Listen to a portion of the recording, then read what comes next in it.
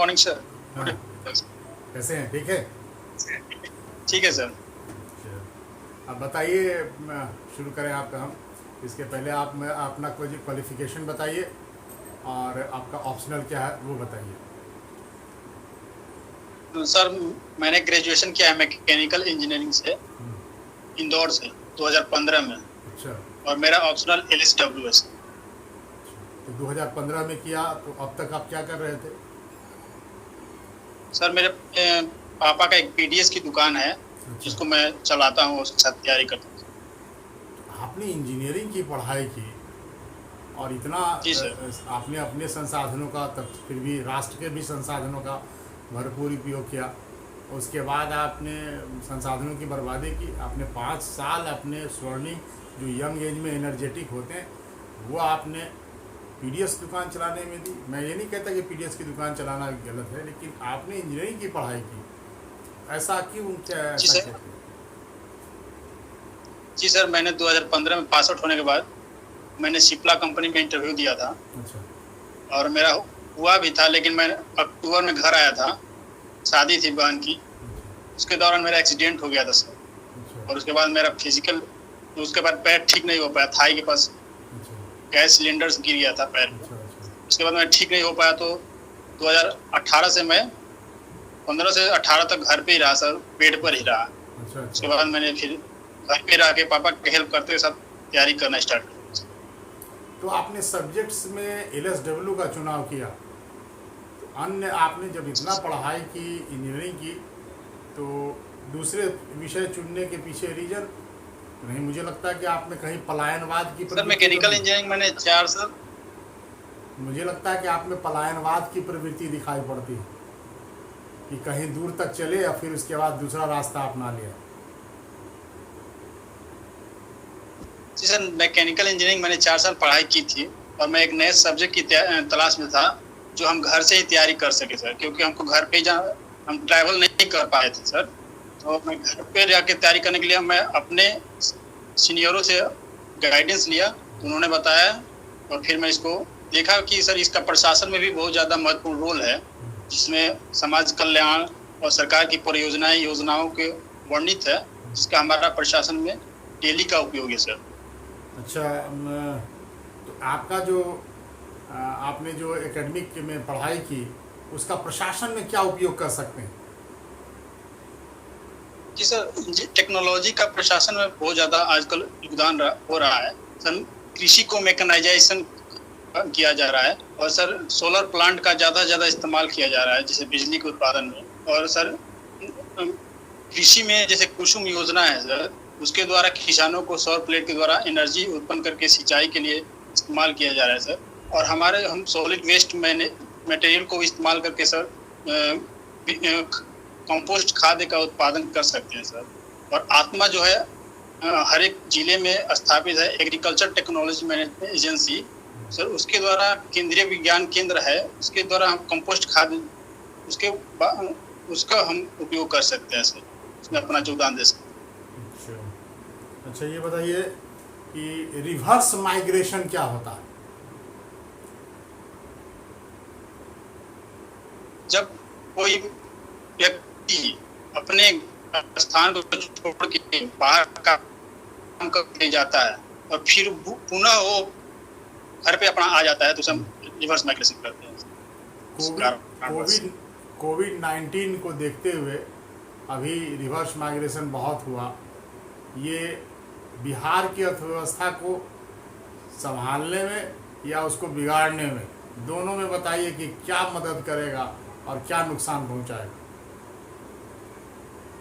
जी sir, फिर से repeat करिए, आवाज़ क्लियर नहीं आ रहा है। ये कोविड 19 की वजह से जो श्रमिकों का रिवर्स रूप से पलायन हुआ, फिर से वापस आए, इससे हमारी अर्थव्यवस्था पर सकारात्मक और नकारात्मक दोनों क्या प्रभाव पड़ेंगे, मैं ये पूछ रहा हूँ।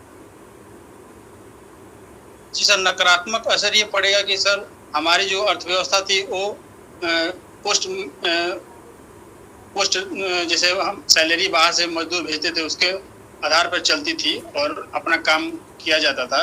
लेकिन सर उसके आने पर हम उसका इस्तेमाल, स्किल जो भी स्किल लेबर है उसका इस्तेमाल हम अपने इंफ्रास्ट्रक्चर में, अपने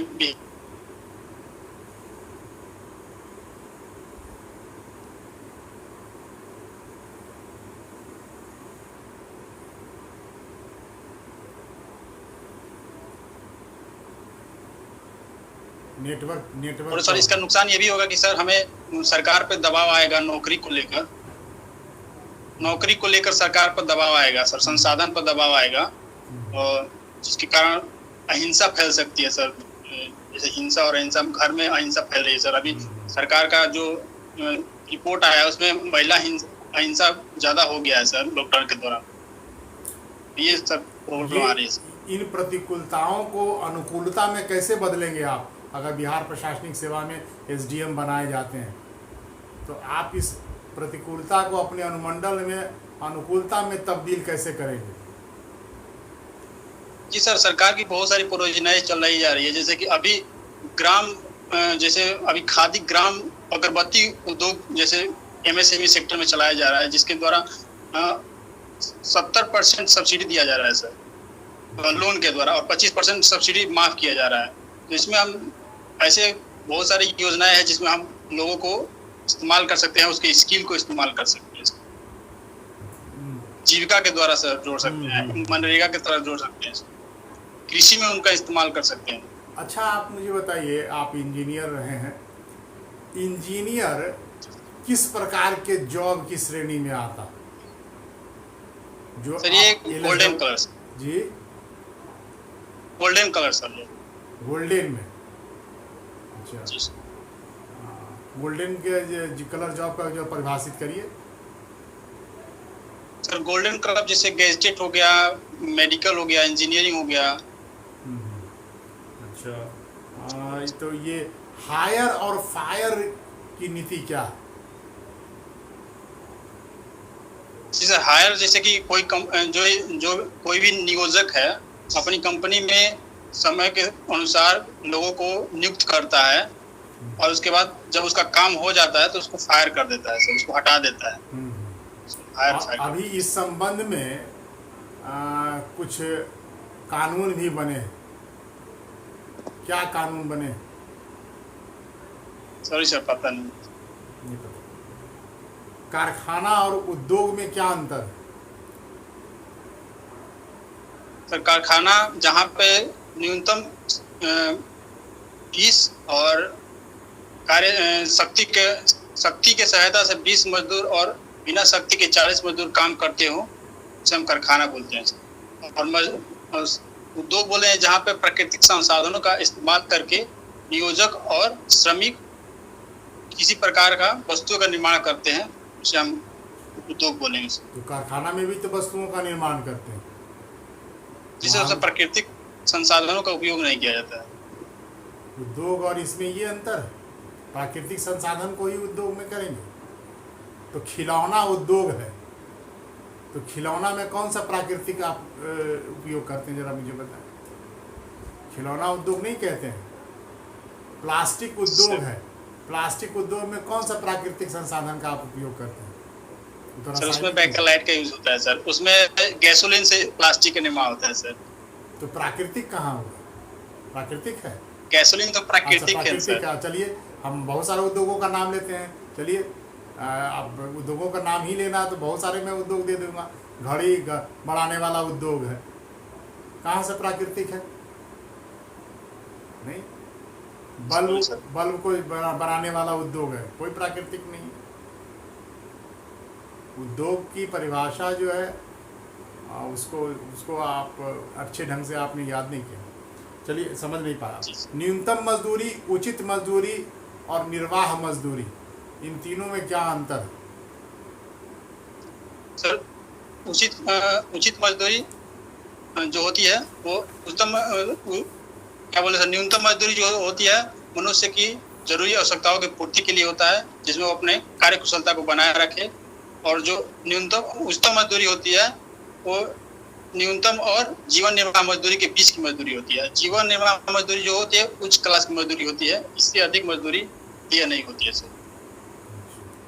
मजदूरी तय कौन करता है? श्रम संघ। श्रम संघ? श्रम विभाग सर। श्रम विभाग। श्रम संसाधन विभाग के भी मंत्री कौन है बिहार में?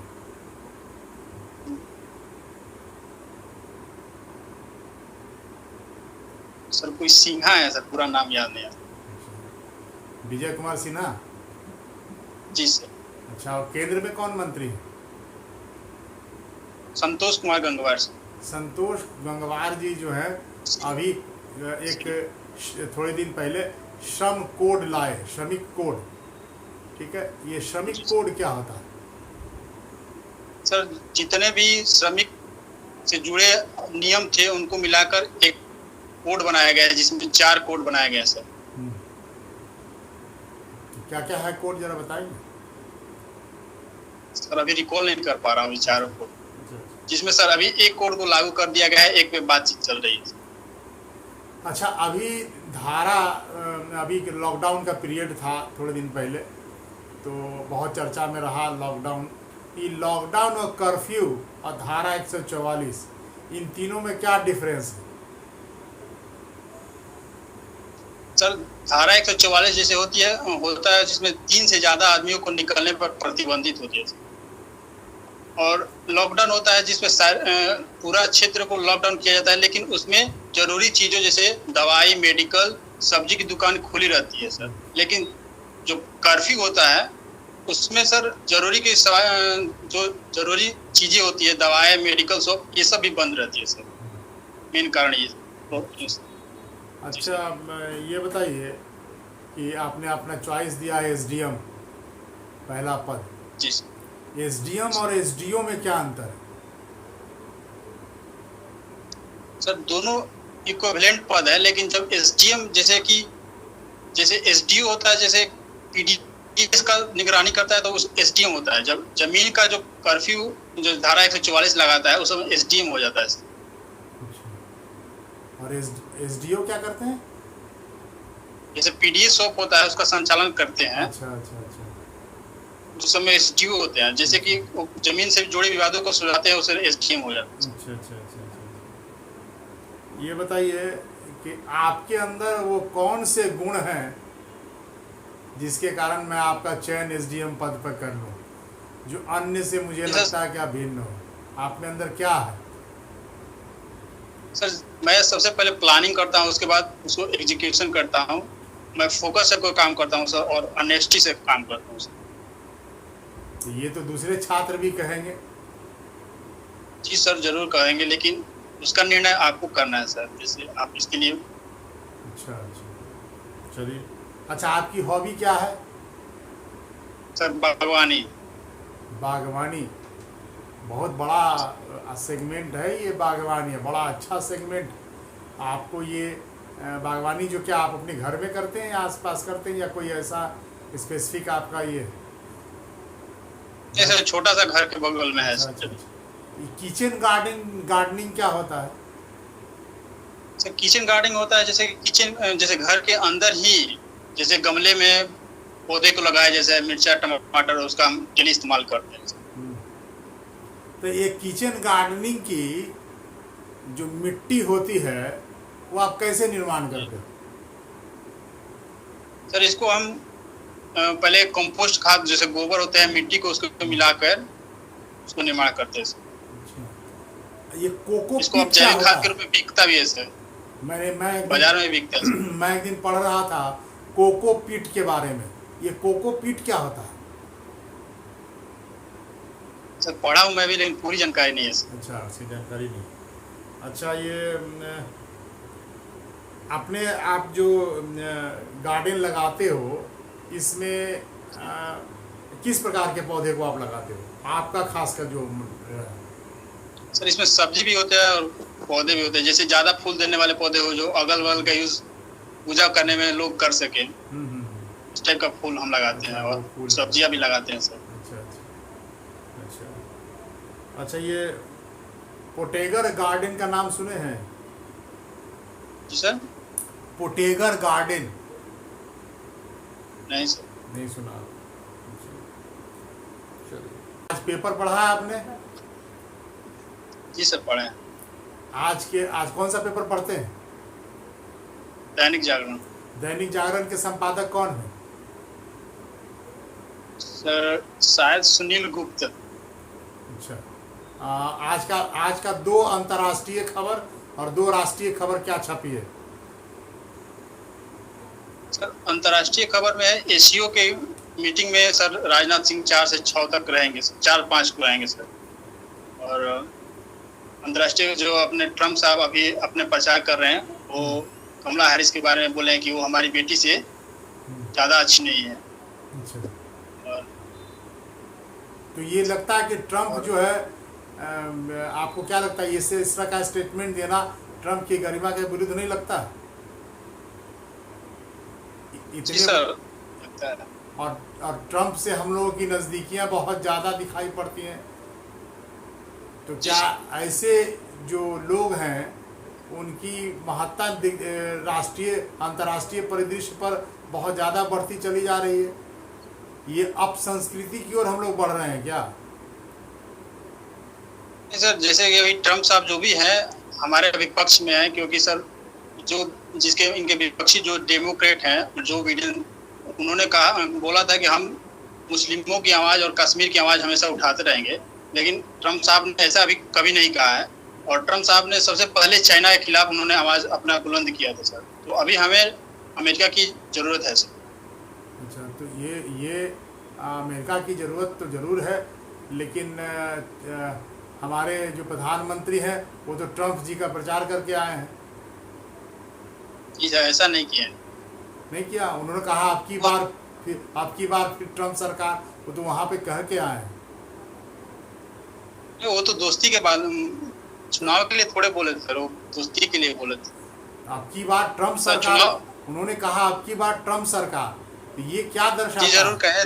ये दर्शाता क्या है? लगता है कि वहाँ फिर से वो सत्ता चाहते हैं। इसका मतलब है कि भारत जो है ट्रम्प को चाहता है कि ट्रम्प फिर वापस आए। जी सर, ऐसा उन्होंने जरूर कहा था, लेकिन वो एक चुनावी रैली नहीं थी, वो अपने रैली के लिए गए थे। वहाँ पे ट्रम्प साहब उनको स्वागत करने के लिए आए थे, वहाँ पे उन्होंने बोला था। ऐसा नहीं चुनाव। ये देखिए, ट्रम्प तो ऐसे नहीं है, बहुत अमेरिका के राष्ट्रपति हैं, और ऐसे ही तो उठ के कोई अपनी दोस्त के साथ ऐसे मिलने तो जाएगा नहीं।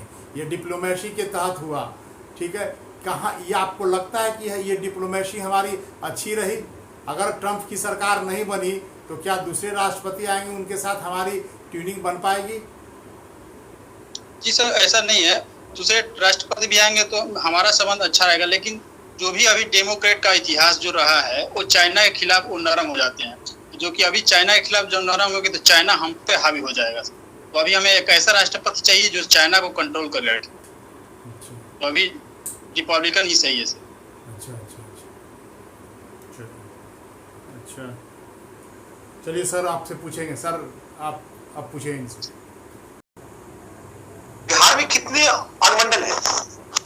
301 सर। 301। और आप मुझे बता 301। अच्छा, आपकी कम से सर 101 है अनुमंडल। 101 अनुमंडल है। अच्छा, और आप मुझे एक चीज आप बताएं कि वर्तमान समय में लोकल फॉर वोकल कहा गया है, ये क्या है?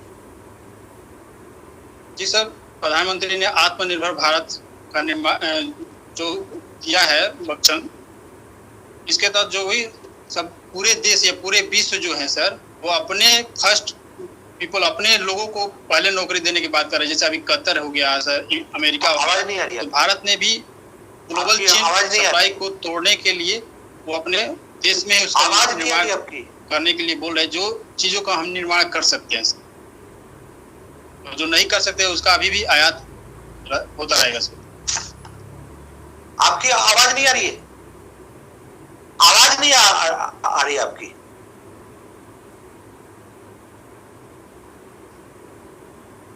आवाज सर नेटवर्क इशू है आपका। कोई बात। आप मुझे ये बता दें कि जो बिहार सरकार की अभी जो योजनाएं हैं, उसमें दिव्यांगों के लिए विशेष योजना क्या चल रही है और उसमें आप इससे कितने सहमत हैं? जी सर, जो भी दिव्यांगजन जो अधिनियम था 1995, उसको एक करके नया बिहार मुख्यमंत्री दिव्यांगजन कोष बनाया गया है, जिसके तहत उसे आर्टिफिशियल बॉडी दिया जाता है। और सर आरक्षण को भी बढ़ाकर इसे 3% से 4% कर दिया गया है। और इसमें 7 प्रकार के आरक्षण थे, उसको 21 प्रकार के आरक्षण कर दिए गए हैं। इसमें विभिन्न कैटेगरी क्या क्या है, आप मुझे जरा बताएं दिव्यांग में।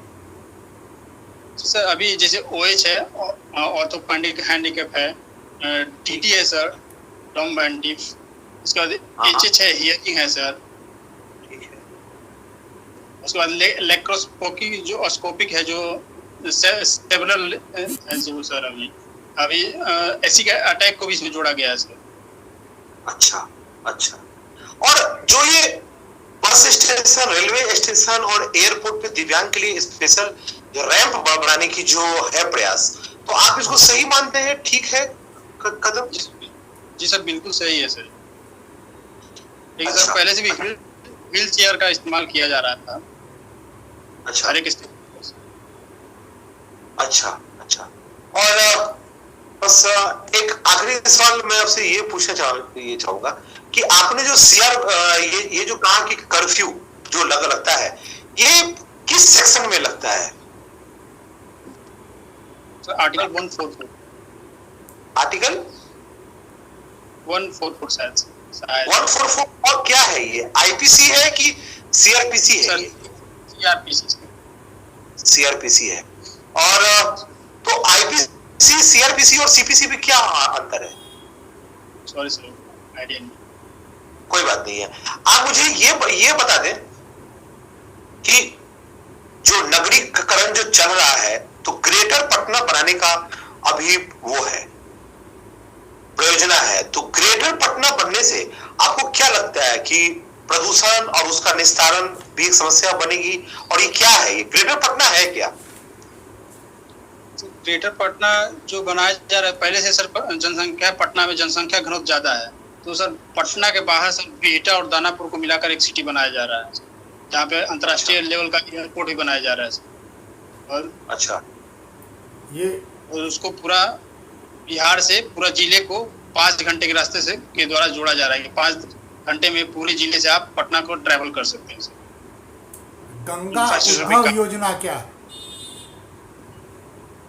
गंगा उद्वह योजना क्या है? गंगा उद्वह योजना। Sorry sir. अच्छा, वो दूसरे रूप में बोलता हूँ, गंगा पावर लिफ्ट परियोजना, नाम सुना?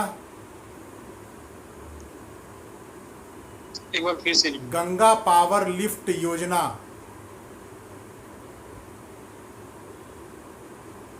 सर सुना है, पूरा इसके बारे में पता नहीं है सर। नहीं पता? शायद इसके बाद यातायात साधन के से जुड़ा हुआ है सर। आज का पेपर आपने नहीं पढ़ा, इसका मतलब? पूरा नहीं पढ़ा सर। आज के पेपर में विस्तार से लिखी गई। चलिए। अच्छा, बिहार के संदर्भ में आप मुझे एक बताएं, एक जो सबसे बड़ी समस्या बिहार के साथ है वो क्या है? सर जनसंख्या घनत्व और वाटर मैनेजमेंट। जनसंख्या घनत्व तो आपके मुताबिक, तो जनसंख्या घनत्व तो दिल्ली का सबसे ज्यादा है। अगर आप देखें तो दिल्ली का 1 किलोमीटर में तो कितना 11,000 लोग रहते हैं, उससे तो कम बिहार का है। बिहार का लगभग 8,000 के आसपास है। तो ये समस्या कैसे हुआ?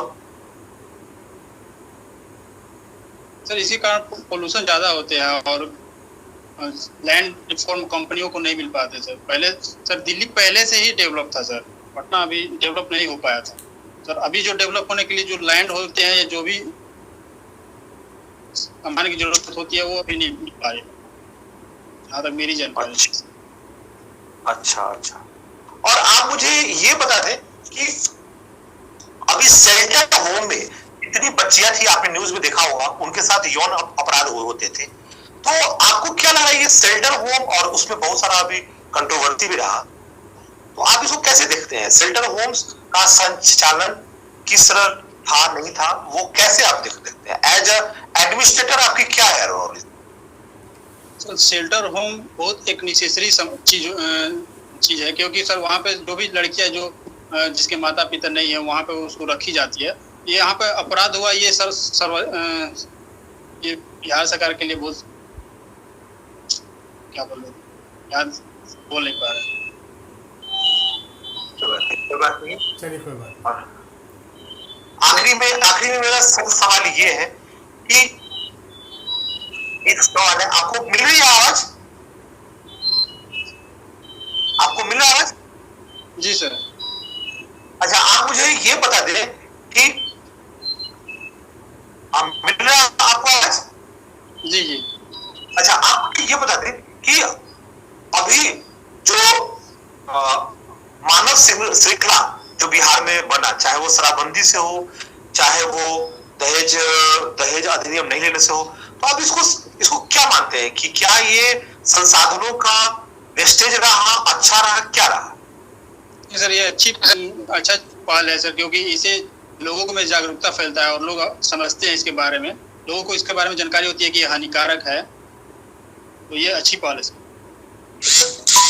अच्छा, ठीक है, बहुत बहुत आपका धन्यवाद। Thank you. चलिए राजकुमार जी, आपका साक्षात्कार अब समाप्त होता है।